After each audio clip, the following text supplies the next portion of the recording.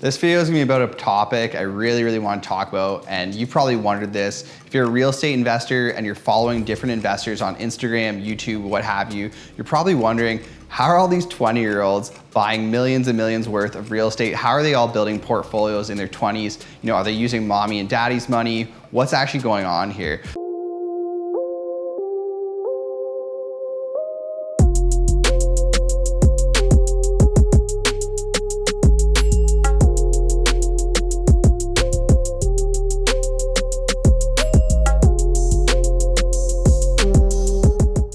So I just want to tell you that a lot of these kids out there's people under 25 years old who are buying 4 or 5 properties, and they're really just reverse engineering the process and taking a really intellectual approach at buying real estate. And I'm going to explain to you the numbers on how you can buy multiple properties without that much money.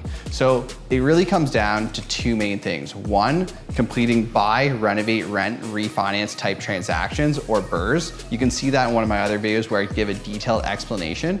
And then in addition, you want to buy properties that do not impact your borrowing power. So let's say you buy a property, a rental, depending on the rental income of that property, it may not actually hinder your borrowing power on the next purchase. It could theoretically potentially help your borrowing power. So just to do a quick review here, let's start with the BRRRR. In this case, let's use an example of a triplex property. Let's say a perfectly renovated triplex in your area would sell for around $700,000. So in order to execute a BRRRR, meaning you get all of your renovation money and all of your down payment back, you know that the maximum mortgage you can get against $700,000 would be 80% of the new value. So 80% of $700,000, which would be the after repair value, will come in around $560,000.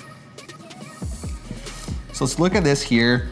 $560,000 needs to be the equivalent of your purchase price plus renovation costs in order to get all your money back if you're buying a triplex property. The next thing I'll tell you about is what I call zero impact properties. So these are properties that generate enough rental income where they don't affect your buying power on the next deal. A really quick rule of thumb that you can use to determine whether something is a zero impact property or not is if you can double your mortgage payment in your gross monthly rent, that property will not impact your borrowing power on the next transaction. Now that won't hold true at every single bank, but there are some banks where it will hold true. So if you want more details about that, maybe just hit me up directly and I'll give you a really comprehensive breakdown. But for the purpose of this video, let's say you are one of these people where you want to buy one of these triplex properties under $560,000 and add a little bit of renovation to get to that number. The property is then worth $700,000 and you refinance at a mortgage value of $560,000. Your payment per month would be about $2,400. So what that means is on this property, you have to get $4,800, double the mortgage payment, in order for that property to not impact your buying power on the next.